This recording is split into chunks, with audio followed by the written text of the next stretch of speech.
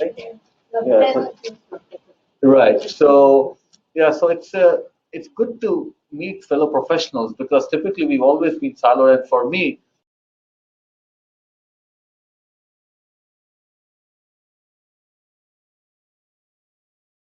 or I've been in literally the outback in Australia, so I really not worked in the corporate office for too long. So having gotten this chance, I've been in this role for about less than 2 years, but I've always worked on projects. So I can so coming into the corporate role, some of you are. If you are from the project side, you can understand the pain that comes when you come into corporate role. Because we find when I come into corporate, when I look at corporate, I see they've always been asking me for information, and I never get to see what's done with my information. It's always like give, give, give. It's a one-way street. I never get to see what happens to my information until my project manager gets a phone call from the president. And that's when I found out what happened to my information. So, one of the things that we've been able to do is since I came into this role, we've been able to work with several vendors, especially, Jared is here from Acumen Fuse. And Acumen Fuse, I will talk about what we've been doing with Acumen Fuse. But one of the things that I always struggle with understanding, helping people understand the difference between planning and scheduling. And I was really pleased to see that you had planning and scheduling separate. Oh, that's really good.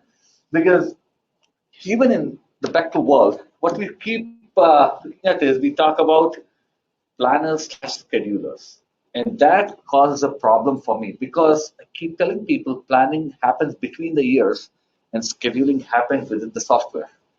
And we always have that confusion. So when we hire people or when we interview people, there's always a cross purpose. I mean, sometimes, well, obviously, to be a good planner, you need to obviously understand the schedule very well. But there is a difference between how you track project performance, set up the baseline, and how do you monitor it? How the execution plan gets put into the schedule. So how is the plan being reflected in the schedule is what we're going to talk about. And also, the focus of our presentation is how can we leverage the data that's being generated? We deal with tons and tons of data. And because of all the applications, the software applications that we have, we are able to get our hands on the data. Now we need to do something about the data such that the data can actually provide some meaningful analytics.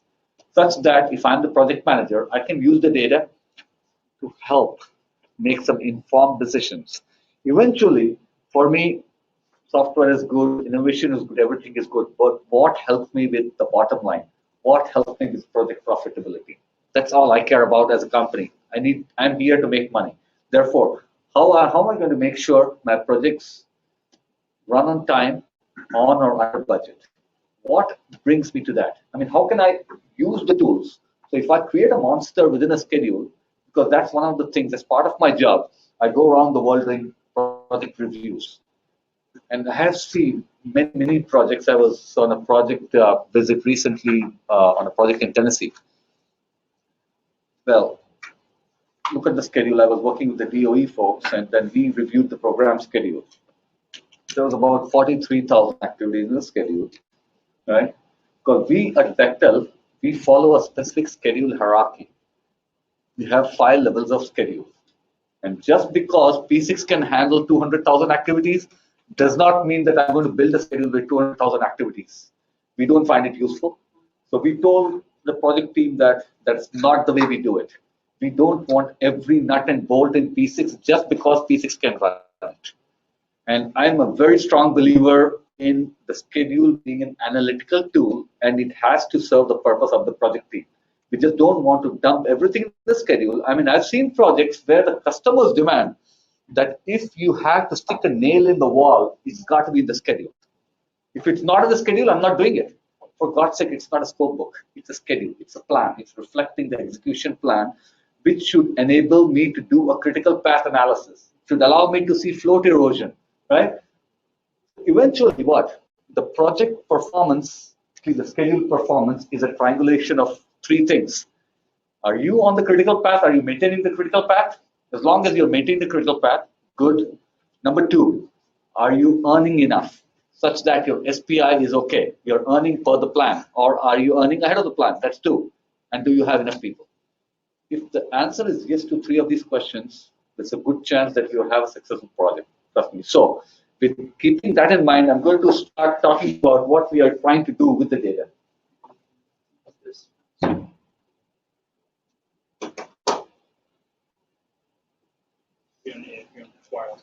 Oh, okay. All right. So the first one is all about what we're saying is what is the job of a schedule? It's all for us as project controls professionals. It's about delivering real-time actionable insights to drive decisions.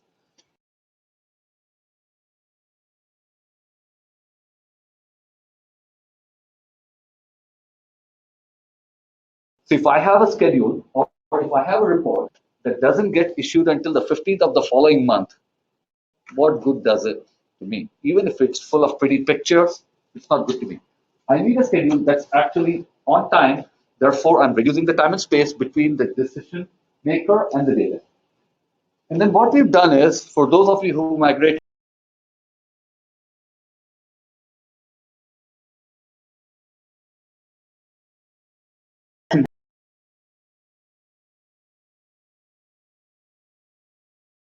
like that, this basically takes the data and provides meaningful dashboards and analytics that enables me at the enterprise level to get down to the business line level, to the project level, or to the exact nature of the problem within seconds.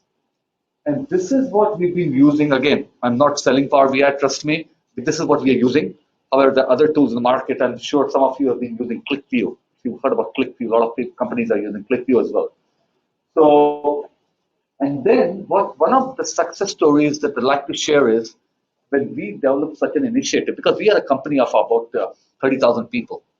So if I'm sitting in a corner of in Reston and doing something, and then 3 months later I roll it out to 1,200 people, because we got 1,200 project controls people across the world. If I'm rolling it out without collaborating with anything, it's like I'm shoving it down their throats. So one of the things that we've been successfully able to do is collaborate with other business lines as we develop, not after we develop. That's the key. So as we develop, we collaborate with them. So when the product is done, it's done. There's no sign-off period or buy-in period.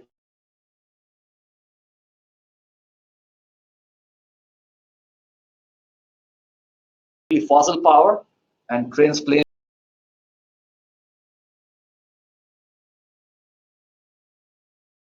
in metals, and we got the nuclear safety environment. This is where we deal with nuclear power and all the DOE and DOD jobs. So that's really our four business lines. So between the four business lines, got about 1,200, 1,300 controls professionals, cost, planners, schedulers, and estimators. So that's really our population right now. So in order to get something across to this such a large population, I need to be working collaboratively. So that's really what saying, okay, we develop collaboratively, store it centrally, and available immediately. There you go.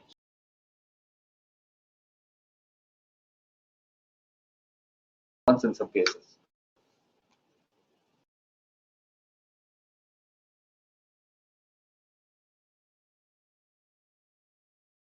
Just should click on that. All right.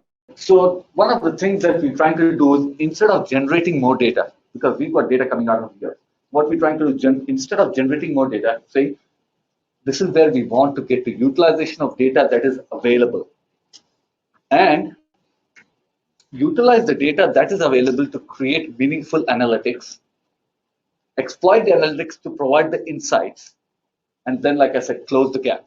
Close the gap. Yeah. Have a question? Question. Define analytics.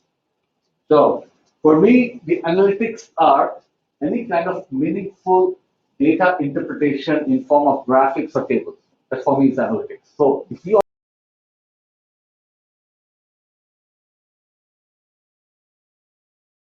52-page report, or I can give you the same thing on one sheet of paper. For me, the one pager is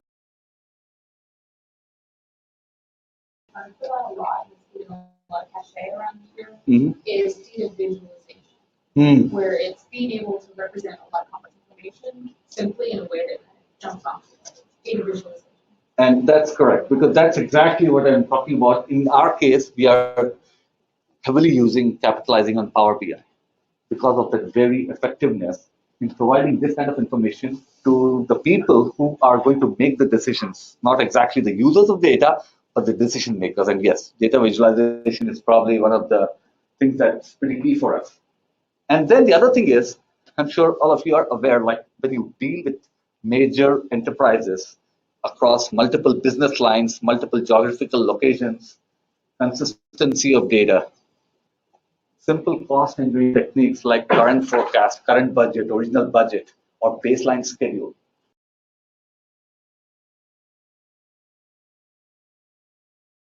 P6 is much more flexible than P3. I'm sure there are a lot of people here who use P3.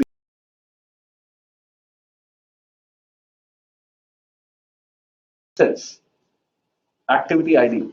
It restricted the character of the ID to 10 characters, which is great.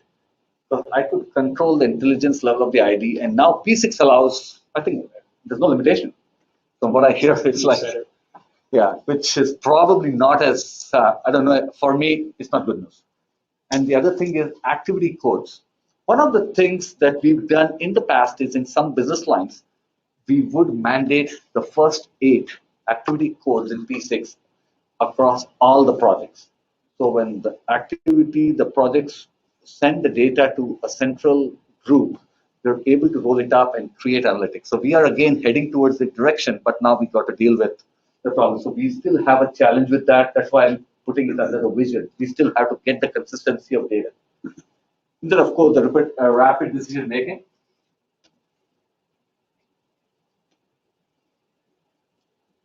So this is what we are into right now, data for dashboard analytics sourced from native applications.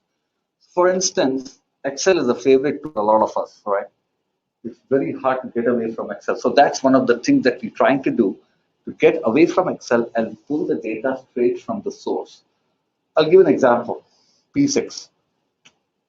Typically, we still do it when we resource load our P6 schedules. And then the schedule comes out, gets exported to Excel, where people may manipulate it, levelize it, do other things with the data. Therefore, the data loses its integrity. It is no longer the original schedule. And then the staffing curves are generated based on the levelized schedule. This information typically never goes back into P6. So P6 continues to carry the early dates where your staffing is based on a levelized schedule. So if you look at this misalignment, now you have people who are working to a date which is later than the early dates. However, you're monitoring your project to the early dates. So basically, you never have enough people to start with. So this is a typical problem. Again, I'm not just talking about my company. I've seen it across several companies. Again, I'm like interested to see what others have seen in the industry. But we are seeing this trend quite a bit. Uh, then, of course, we talk about less data entry, more analysis, because the fact that instead of working in pivot tables or Excel, we can actually use the dashboards. The adoption of dashboards is still evolving, and ability to drill down. Now, this is really one of the things that if you get a chance, just go to YouTube and just look at any kind of a Power BI visual. It's just pretty easy to develop. You don't need to know anything outside of the basics of Excel. You really don't need to do anything. Roxana, you can jump in. I know you created several dashboards, which is actually being used across the enterprise, especially even talking about commitment, cost, labor performance across the world. So I think there's a lot of potential to be had, again, without even going through what exactly the software is. But these kind of dashboards add a lot of value to the way we do business. Absolutely. I mean, we are able to generate a lot of good information.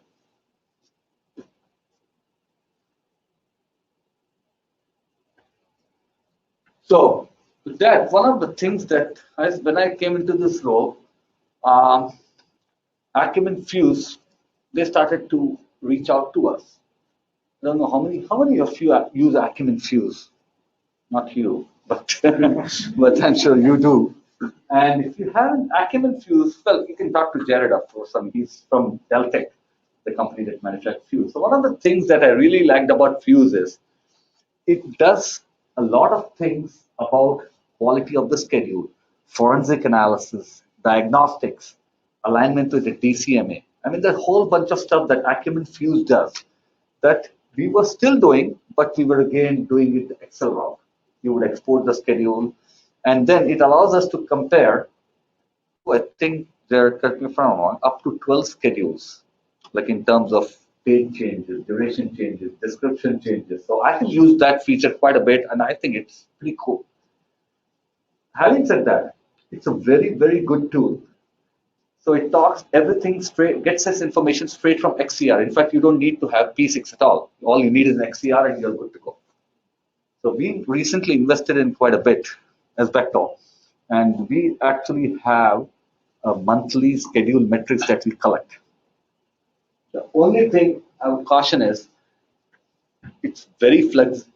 It's got a lot of potential and a lot of information coming out. So we need to understand what we're really looking for. So going back to what I talked about project performance, we said that, you know what, just because you have a robust P6 schedule does not translate into good project performance. Not necessarily. I've been trying to find that correlation. I'd be very interested to hear from others. If you, yeah, for example. Ashok, remember one time I asked you, because normally when you have a schedule, you use claim digger Yes. to compare some schedule. And I asked you, what is Acumen Fuse giving you that is much better than claim digger? It just gives me other information that's related to schedules in the same platform. I mean, for me, the claim digger, it wasn't working for some time. That's really it. But then when I saw the potential with Fuse, I said, it's more graphical and it allows me to compare 12 schedules together. So when I start to get into all these forensics and everything, it just was easy for me. Personal choice. I'm not saying. Yeah, one of the things that I like about Fuse is I think it's the only comparison tool out there that will compare if the calendars change. Oh, that is a Not- big. That's Not Oh does my activity God. A, switch from this Sure. calendar to this calendar. My 5-day-a-week calendar all of a sudden becomes 6 days and no one told me. that's a good feature. Hours. Yeah. Okay. Absolutely, and it's so good for forensics, right? When you had to, especially when you were talking about, what caused the cost to go, right? I mean, throwing people in is an answer for every job in the Middle East, but it's not true for every job in North America. So throwing people in, I mean, change the 5-day calendar to a 7/24, something like that. So that's definitely, yeah, very useful. So yes, so that's one thing that allows us. The forensics is a very good feature. So what we did is, tell you what. So we segregated the way we look at schedule two different ways, and we just came up with it like a year back. There is certain thing of a P6 network, and then you have the way you're executing the job. The schedule network quality is what I get from Fuse. Every bit of information I need. As project controls professionals, we all know star means nothing to us. It's actually bad news, hard constraint or soft constraint, whatever. Constraint, negative lags, stuff like that, the regular good scheduling practices. Now, I'm not talking EV at all. I'm just talking good scheduling practices. There are certain things that none of us like to see on a schedule. But even if you have a watertight schedule, everything tied, everything is fine, resource loaded, does that necessarily mean the project is going to go on time, it's going to come under budget? There's no guarantees. So if I look at a schedule quality network, I'm saying all these things, if you see, I look at, this is what I get from Fuse. I get the logic density, negative lags, hard constraints, hidden durations, open ends.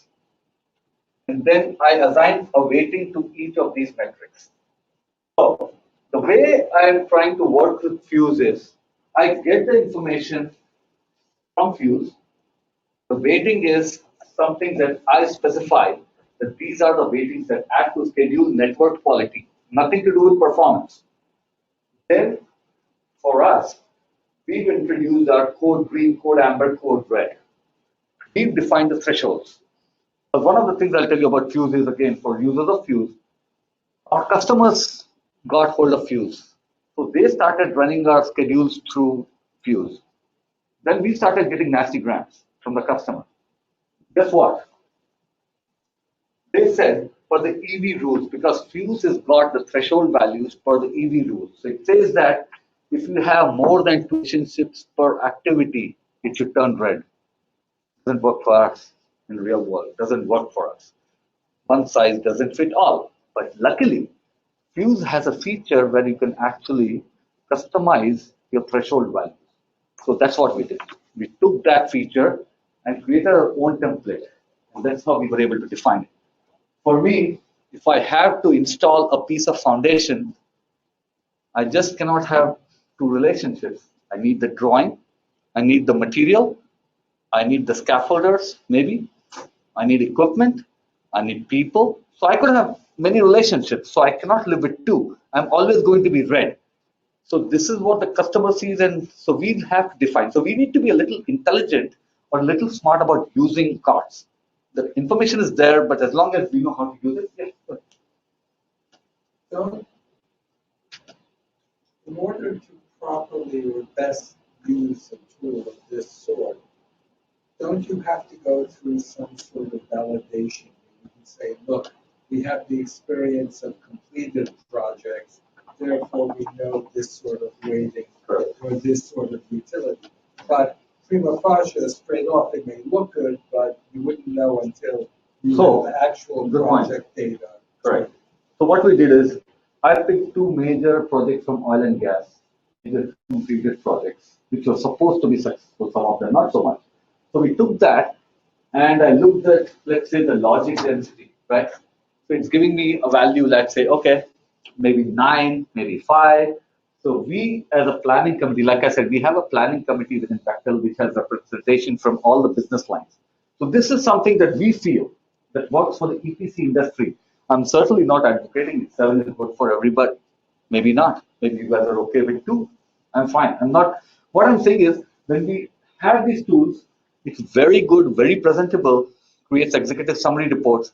We just need to look at the threshold values. We cannot take it on face value. That's all I'm saying.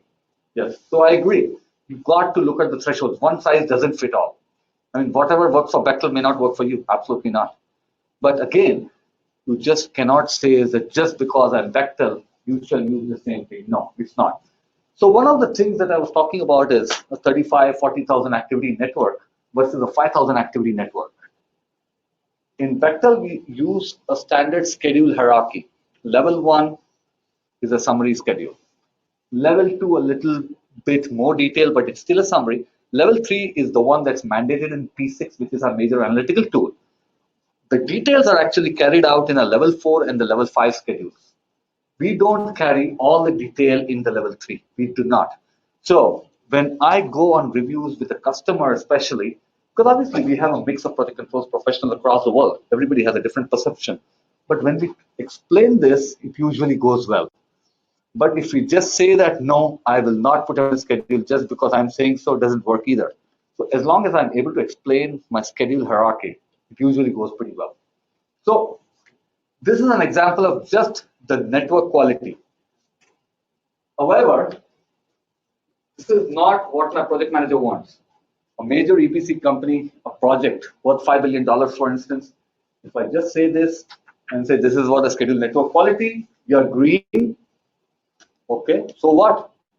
Am I delivering? Is the customer happy? Am I doing it on time? Am I losing float? Doesn't say that. So what we did is we created another set of metric called schedule health, which is different from a network quality. You may have the best perfect schedule, but your schedule health. So here we get into all this. We track SPI, which is obviously SPI, earned and planned, right? Planned actual. Then we introduce something called a critical milestone performance ratio. So if I'm building an LNG plant, I have, let's say, two major milestones. So the distance between, or the duration between the two milestones in the forecast compared to the baseline, that's a ratio. So that defines my criticality. Then I also try to test the schedule program on how we're doing with our critical activities. I'm sitting here today and I said I'm going to start 100 activities next month.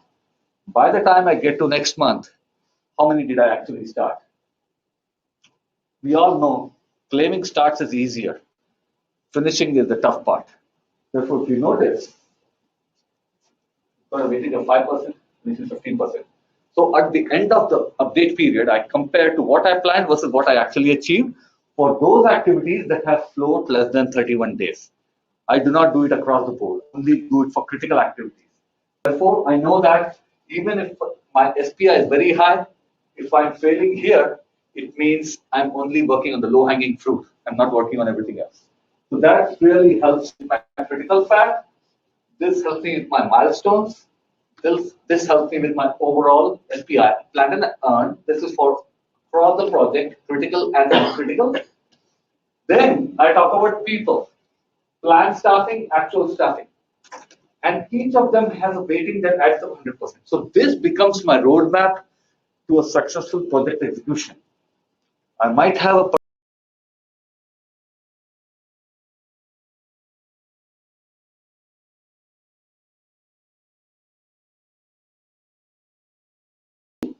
capitalize, and if you notice this, none of this information is being pulled from Fuse. Because right now we are using obviously P6 resource loading, the float erosion, the starts and finishes all from P6. And we don't think tools is the answer, but as long as we define the right metrics. What I'm talking about here is value metrics. That's all. Again, these don't have to be cast in stone across the industry, but this is what we feel that helps us monitor our projects much better. So one of the things again we find out is people get too much hung up about P6 is just a tool. Network quality, all good. We need to have a good schedule. I'm not arguing that. However, in addition to having a good schedule, you also need to perform better, and that's why we call it schedule health. So between the network quality and the schedule health, we calculate an overall score at the end of every month. And this goes across all the projects in the enterprise. So, what happens here? So right now, this gets me a better predictable model. Therefore, if I have a train wreck coming in 6 months, I'm able to predict it better. It separates the schedule network and project health at the project and the global business unit level.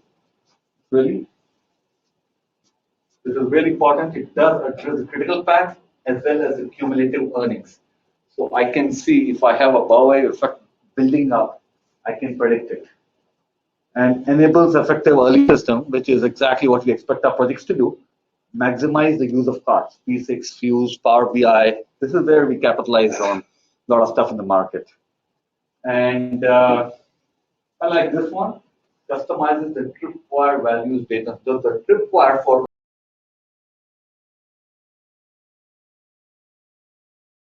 long you have a justification to what is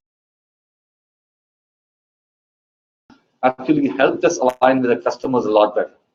We got customers like Google, Shell, Exxon, PHP, Billiton, all these major companies. As long as we have an understanding of what our metrics mean to them and why are they different from what Fuse provides by default, I think we don't need to really shove anything down anybody's throat as long as we have a proper explanation. So I just have a couple of slides with samples from the Power BI dashboard. This is just a simple example. Each of these is called a visual, right? Each of these is called a visual. So I got my major business lines: commodities market, core sector, environmental, crude oil sector. And then I have a dial gauge for saying start metrics, finish metrics. How are we doing on starting or finishing activities that have less than total for 31 days? And the project schedule performance based on start, finish, over a period of time. So, and then this allows me, so actually this is obviously a dormant slide, but if it was Power BI, I could just click here, everything else would change. So it's interactive dashboards. And that is the real power of Power BI. Really helps me.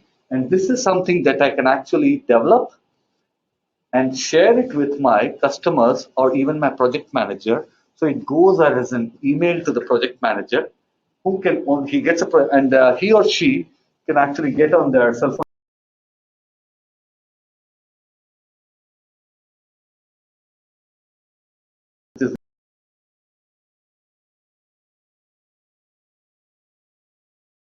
what they can do with it, but they can never change the source. But once you share it with somebody, every month it just gets refreshed, so you don't need to share it with them again. You just share it with them once. That's it. So that really helps us quite a bit. Ashok, question. What is rolling up to each of these four? What is rolling up to commodities, for example? Is it just an It's a list of projects. EPS node? No, not even that. So under the, I've actually summarized it, but let's say I have a business line which is called commodities. The commodity sector. So I have coal, commodity, iron ore, oil and gas, whatever, right? Under that particular business line, I may have 20 different projects. So if I define that in my database, I can click on this, it will come up with all the projects here. Then I can click on that particular project. So it allows me to drill down to the project level. That's what I mean. This is not to do with P6, but the way I set up my source here, source sheet, whether it's Excel or Access or whatever. So looking at this dashboard is not useful for the project manager. This is useful more for This is for the enterprise for level. the enterprise. Correct. But I have the same power to develop something similar at the project level. Exactly. This sample, you're absolutely right. Yeah. This sample is for something at my level. Yeah. I'm sitting in the home office. Exactly. Right. Because obviously we want to not to share too much as well. Yeah. Because projects might do a lot of smart things which may or may not be shareable with senior management because they still want to perform better. So we create different metrics for the project or projects may design. However, what we want to do is if one project does something really cool, we want projects to share that information with us so we can enable sharing it across the enterprise. But it doesn't have to come to us. I don't care. I just want the project to perform better. So you're right. Yes. So this is one example, and this is another example. So again, if you see, this is the project name. I can select all the projects of one of these. I can select the business line, to your point. I can select the business line, and then I get the list of projects. I can select that particular project, and then I can get the metrics on starts and finishes across basically time-based. So this is a very simple sample of what I've done, but we've actually set up like, Jared, you're welcome to come and look at our offices there. Yesterday, two of the colleagues from Deltek, they came to our office. We showed them what we've established, a data cafe. It's really nothing but a small conference room that we converted. So one of the offices actually converted, put a big Microsoft hub and 6 small screens. And each screen displays, I have a picture of it. Yeah, let's go through. Yeah. This is our data cafe. What this is a Microsoft hub. It's actually right across from where me and Roxana is in the same floor, the factory office. And each of these screens display one of the interactive dashboards. So we just have our meeting here. So we don't print anything now, which is actually pretty cool. We've actually stopped printing. We just go here. I mean, 7 of us sit down, yell at each other, and so we don't really need And we've actually taken that model and taken it to some projects across. And you see people in red shirts? That's one of our projects. That's the Al Tawila Luna project in the UAE. That's where Mr. Patterson is going to help out. So this one is something, I used to be on this project about 2 years back. So we had to wear red shirts because it's a mining job. So these are basically part of the uniform. However, if you see, they've also established these screens. So the project manager now runs their meeting with the construction superintendents using the screen, flat screens. So they're trying to go to paperless. I know it's a challenge because it's a major shift in behavior because people like to carry a sheet of paper. Even when walking fast and carrying a sheet of paper means you're busy. But hopefully that myth will die soon. However, they're able to get away from that behavior. So we are working towards that. We are not there yet. But this is, I think, we found it pretty cool concept for us. It's really working well. Because again, it all depends on the project manager, how willing he or she is going to be to innovation. They might say that I still want my 60-page report with colorful charts. I have what? How long? 2 years probably? 2 years probably, yeah. Because that's when Microsoft came out with this and we thought, we were using ClickView before. But ClickView is such a software that it was only used or developed by people who are really good at it. I mean, for people like me, I think anybody can do this, right? And we found that we were all self-taught. We just went to YouTube and learned ourselves. In fact, especially for you guys, from the college, that's really good stuff. I mean, you can make, when you do your presentations or projects, try that. You still have a year to go, right? Try it. So, no, but it's actually working really well. Mostly, in all seriousness, it's actually working well.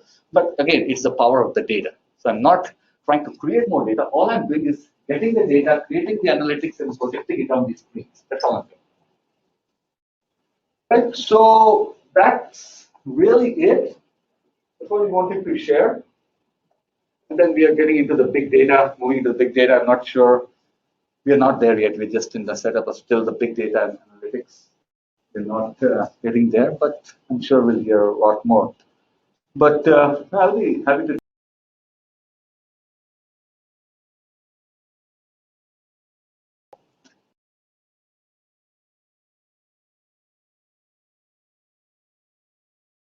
When you go back, the one that has the logic density at 15% and the fundamentals, as I call it, is maybe the first. That's it. Yeah. But more and more I see, and I'm even the government here, and there's more and more joint ventures, and you might be the project in charge of the project management and running planning and scheduling. The biggest problem with a project and the failure of joint venture projects are what I call external dependencies, and that's where you are, 70% in control, but you're relying on the other 30%. And so your logic density, you might only have two, but if one of them is being controlled by someone else, the external dependency, who you have very little control over. Yes. So can you change your weighting to reflect the joint venture? Yes. Very customizable. Very customizable. In fact, this is done in a certain GPU, but we obviously, like you said, we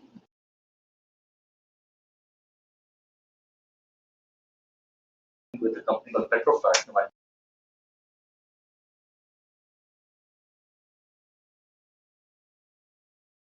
Said they have their own processes and procedures, and we come here with our bunch of procedures as well. But when we write the project procedure for project controls or engineering or safety even, we got to define the threshold at the JV level. We cannot use the same thing. It's not exactly a slowdown. You're right. That's the point. We can customize it. But we need it exactly. But we need to do it at the beginning of the project when we're establishing the baseline. We cannot wait until just because we don't like the colors. You cannot change it. Right. You had a question? I had a question on when you mentioned about resource and leveling. Yeah. Do you ever trust the leveling that V6 does? Okay, thank you. I reaffirmed I never know what it does. Yes. So I'm like, okay. The leveling is again, having said that, the extent of leveling, again, I'm sure a lot of other people smarter than me, P6 can watch for that. But one thing I've personal experience, obviously I don't want to get the schedule out because time is of the essence, right? Most projects are time bound, right? What I typically do is I would typically sort out all my activities by float. I'll go for the high float activities and try to utilize the float within the network. That's the extent of level. I don't use the levelizing feature. I would just go for the high float activities and see if I can, move into the rest. Yes, exactly. That's my level. That's like the common sense approach. That's right. I would not use a tool. I have no idea what it does very often. So. I stay away from it. Okay. Yes. I'm curious, and I realize you have many more versions of these analytics. Yes. What you Sure. displayed. Yeah. But do you have analytics for managing schedule contingency as the project matures and you're spending down the Sure. contingency as risks are being either realized or passed over? You can. I mean, I haven't created one, but right now I'm still doing the old-fashioned way. Honestly, I have not created. You're talking schedule contingency or cost contingency? Yes. Okay. No, because we make it a point, at least we're trying to, to identify these two contingencies as separate line items to the estimate, as opposed to bunching the two together. But No. yeah, so we My are. phrase in that. Yeah. So no, for schedule contingency, no, because what happens is schedule contingency right now, not at the enterprise level. Having said that, at the project level, yes. But at the enterprise level, I don't get to see it. Why not? Depends on the type of contract. If it's a lump sum contract or a cost reimbursable contract, if it's a cost reimbursable contract, we work basically with the owner. So the contingency is co-owned by the EPCM contractor and the owner. Whereas in a lump sum job, it's controlled by the contractor and it will not be used to mitigate any owner impacts. So we've got to be very careful. So we don't really kind of put dashboards against contingency usage typically not. So we try to keep it pretty low key, right? And I think the cost contingency, the one dashboard that we developed, I think she's actually been responsible for developing one of the dashboards for cost contingency. But again, this is at the project level, not at the enterprise level. To borrow a very good term, there's a phrase that gaining some cachet in this town, enterprise risk management, where one has to look at those risks from a holistic standpoint. To pluck an arbitrary example, regulatory change. Sure. You know, And do you have a corporate mechanism by which you can manage and understand these risks? Yeah, I mean, see, now we don't, because we are so compartmentalized within our company, it's actually done by the risk management and what we have is the investment arm of the company. They do that at the enterprise level, but they do not have any dashboards per se or any analytics, but they do it separately at basically the corporate level. So we have an enterprise called, we have an entity called Bechtel Enterprises. They are the investing arm, and they are the ones who control these things at the corporate level. So we do have that. But how, it's not, obviously, it's not shared, but you're right. It's at the enterprise level risk management, and then you have the project level risk management, which is specific to a project. But you're not integrating holistically. You're not doing I have not seen it. corporate integration from the enterprise to the project. I have not seen it.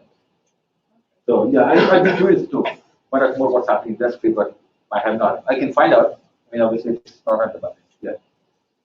But, yeah, sure. All right. You said that on the quality, you were running on just a level 3 schedule. Level 3.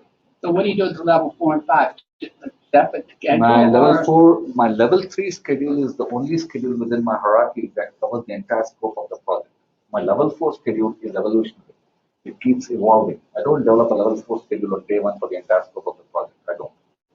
I only keep it level 3, the details of which are developed with level 4, but it as the job progresses. Like a rolling schedule. It's a rolling schedule. 90-day look ahead, 180-day look ahead. So I do it on a monthly basis.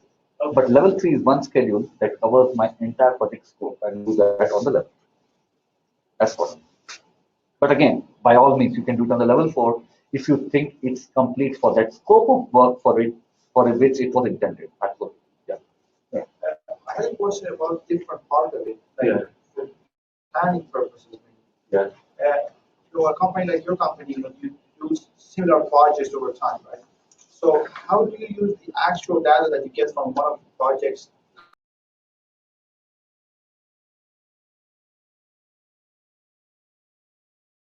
Absolutely. It's all technology dependent. It does not work for first of a kind.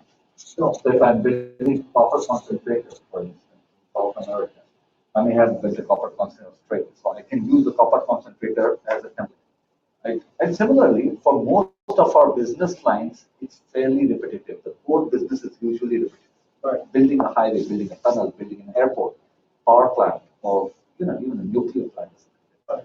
For first of a kind, we basically have to start going through the field, the front-end engineering design and the study phase, and so it is painful. But obviously, it's much easier when you have an established technology.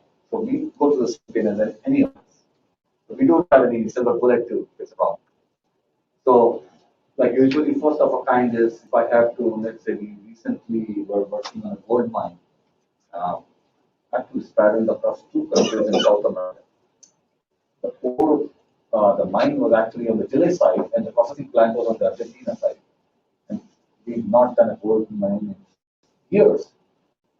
It took a lot of effort for us to work with the right. First of all, we had a lot of proprietary technology that we had to work with the owner on. The owner was a Canadian company. So it basically takes a longer time. So I'm saying the question, it takes a lot longer than to do something that I already have. So let's say, for example, Yeah. you have done something, I'm not asking you for the first time. Say, Yeah. for example, you have done something in the past, because my question is essentially about the data management that you do. So, Yeah. so say, for example, you have done a highway. Yeah. So you know the productivity rates, you know the logic, you know the sequence and all that for the project that is completed, right? Sure, yes. So you know that, for example, in this environment, given all the parameters, you know the duration of the certain Sure. activities that are going to be repeated in the second project. Yeah. So my question is, how are you using the data that you have for the project that you've done to do planning for a new project? Oh, well, absolutely. I mean, first of all, if it's in the same region, it's great. If it's in the same region of the world, if I'm building a highway in Eastern Europe, the second project comes in Eastern Europe, well, absolutely. So what I would do is I typically try to probably have the same team, same execution team as well. So not just using them, because the data is available. If the data is available and I have a lessons learned program, I can capitalize on the lessons learned program, and I'm sure companies like yours guys have a lessons learned program. What went right, what went wrong, what could be optimized. So we do it all the time. This is done by the estimating department. So our estimators and the business development people will work based on the information. So the first thing that you see is the information that's available without creating new information. And then you start to go through the information saying, okay, looks like, let's say as an example, activities A and activity B were done in sequence. Now I think we can do it in parallel. That's why I'm able to optimize it. So that's the schedule data. Same thing with the productivity data. If it took me, let's say, 15 hours to install one linear meter of pipe, I'm a much smarter because I can probably get it done if I fabricate it outside the trench and then throw it. So stuff like that. So I look at that available data all the time. And that's the only way we get short. And then problem is, if I build the first project in, let's say, 30 months, now I have to build the second project in 28 months. So I have to find ways to optimize it anyway. It's forced by the contract almost, as opposed to, if I finish it ahead of time, it's my money. But the contract says that you build the project next door in 30 months, now you can finish it in 28. I got to do. So we use it. We have a data repository. I mean, we get a lot of data repository that we can compare, and we have enough information to compare cost data, estimating data, and the schedule data. So we have to look at all the three, but including escalation, the market pricing, everything else as well. So it may not have the same cost. It may be probably shorter in time in the schedule, but cost may go up, depending on the copper wire costs how much, right? The copper goes up, and my electric goes up. So yes, cost may be different, but I use the data all the time. Oh, are you using earn schedule? Earned schedule we are using in our government for the DOE and the DOE jobs, where we have to be EV compliant. Earn schedule is not easy. No, earned It's schedule. not. No, what do you? No. What do you Does do? anybody else want to describe earn schedule? Earned schedule. It's something like EPPR that we use earn.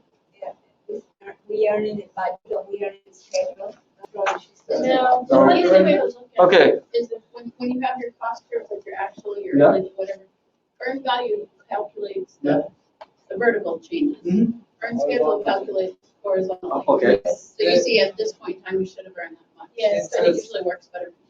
It's a, to give the trumpet, it's a set of metrics derived parallel to earned value, but they are more time-based, hence the horizontal quality. So what would be fundamentally different from Yeah. how we If do you it were now? supposed to be on floor 10 of a high rise Yeah, sure. at this point of time, and Yeah. you're looking at it and you're seeing on floor 9, you are one floor. Okay. So instead of looking at it from that, you're looking at from cost perspective, you're looking at it from geographic location or how much schedule, how many days. Oh, are you saying that correlating the budget to the time? No? Yes and no. Okay. It's essentially the problem with SPI. Yeah, As okay. it's defined right now is it always trends to one. At the end of your job, Yeah. SPI is always one. Yes, exactly. This Right. corrects for that Yeah. because it says at this point in time in the project baseline, what percentage complete you're supposed to be? Right. And what percentage complete based upon your earnings? Sure. Are you right now? And the difference in the time phase is if you're on schedule, you hit that mark. Okay. No, we don't. Gotcha. You are a month ahead of schedule, 2 months behind schedule. Gotcha. So it's essentially taking your SPI metric Okay. and it's translating into from a cumulative earning perspective. So it's applying the correction at the end then. It's applying that correction factor. So then you don't have to finish at one point. Correction would not be, apologies, correction would not be the term. Right. It enriches, for lack of a better word, the metrics that are traditionally associated with earned value, because earned schedule, since it's time-based, has a you're earning perspective on its side, so to speak. So you were able to, because the for way example, the SPI, which is a classic advantage, is does not trend to one the units are time based, so it enriches your perspective overall. Okay. And I think it provides a benefit, like if you're the owner looking at the schedule, Sure. because you don't know the actual costs. You know what they told you they would cost, but you don't know what those. So it allows you to kind of erase the fact that you're not looking at actual costs versus. Okay. Yeah. No, we don't do this. And right now, I mean, you're talking right because SPI typically is a snapshot in time, obviously, right? And then, so I think we just look at the trend lines, old-fashioned way, trend lines. I mean, SPI over a period of time, because if we compare, as long as you don't change the denominator, as long as you're comparing yourself against the baseline, I think you're at least comparing apples and apples. So typically, like productivity, right? Productivity, like concrete and steel. We obviously see a very good productivity between, let's say, 5 to 25, 30%, and then the productivity starts to erode. Behavior of the commodity, just because of the nature of the beast. But that's predictable behavior. For the schedule, I have the way I'm doing right now, and I'm not doing the earn schedule. I'm still doing it based on a snapshot in time, as long as I'm comparing it against the same baseline. Because if I change it, reforecast the schedule, SPI is back to 1.0, right? In view of this analytic, do you ever start looking at these projects from a commodity standpoint, from an industry standpoint, and start saying, no, I can see process improvements, I can see possibilities, I don't want to name drop, but value engineering, or technology improvements. If we can cut down or use alternative, minimize the use of steel in this construction methodology. I mean, yeah. As project controls, I don't, but yes, we're doing it. And one of the things that will actually help with this particular part is the big data. When you start ingesting all the data that's available in the enterprise into a data lake, and then start to start data correlation. For instance, ridiculous things like if the average age of my craft is 40 to 45 years old, my productivity is going to be 1.5, or something like that. So right now the data ingestion, but we're doing it, but again, I'm unable to exactly tell you what ground we've gained. I mean, typically happens because we are responsible for all the commodities. For instance, if I install a piece of pipe, I'm constantly looking at ways to study the operation associated with installing the piece of pipe. What can I do to optimize? If it takes me 15 hours to install a linear meter of pipe, what can I do better to install it in 12 hours for each hour? Those are the kind of things we look at from project control standpoint. Absolutely. Yes. Are the data repositories are real time? Again, it's kind of right now we got so much data, and we will actually store it in our historical databases. So the real time meaning that we only get the data right now flowing in through once a month, and at the end of the project, we compile a historical report. But right now we are trying to change all that using the big data. So the data will be ingested literally real time. So we should be able to draw our analytics and the dashboards using real-time data. So I can actually predict the performance of my project based on how they have been performing. So that's the next step. We are not there yet. I'm really curious to see how big data, because that should be one of, I don't know if that's one of the things to be discussed in any of the future AACE sessions, but big data seems to be picking up pretty well. I think I'd be very curious from the industry to see who's actually, there are two things that I have not heard a lot from other counterparts, especially big data. Other thing is the 4D and the 5D BIM and the 4D scheduling. Everybody tells me, they swear up and down that it's implemented, but when I go there, it's not. So I'm very curious to see if somebody can share a major success story on how they implemented a 4D planning on their job, and it in fact saved time and money. All right. The other thing that I'd like to see too is, it goes back to the visualization. I mean, a lot of applications with Tableau. Sure.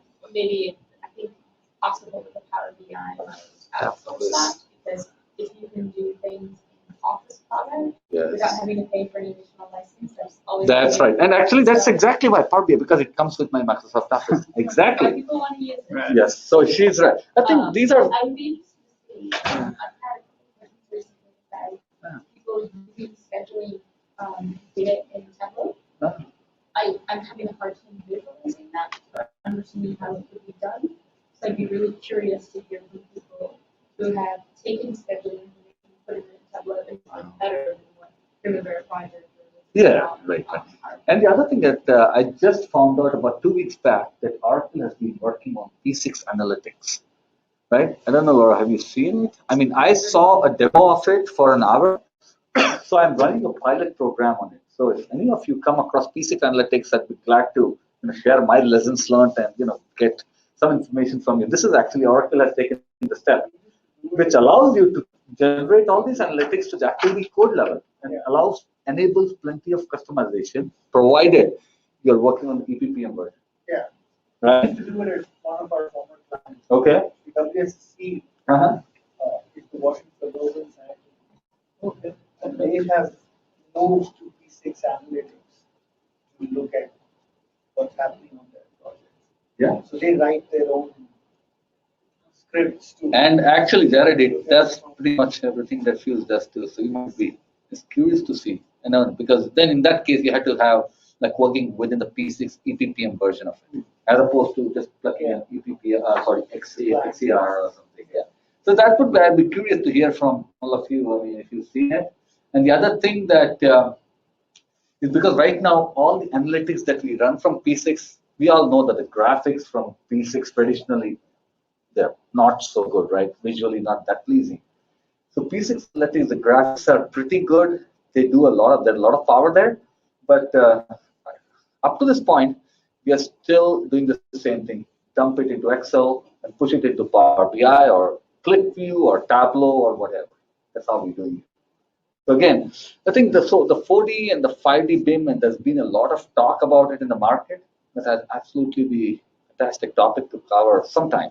Yes, suggestion. I mean, because yeah, we've seen everybody claims that when we actually start to go to the projects, the project manager will be the first one to say, no, we're not really doing that.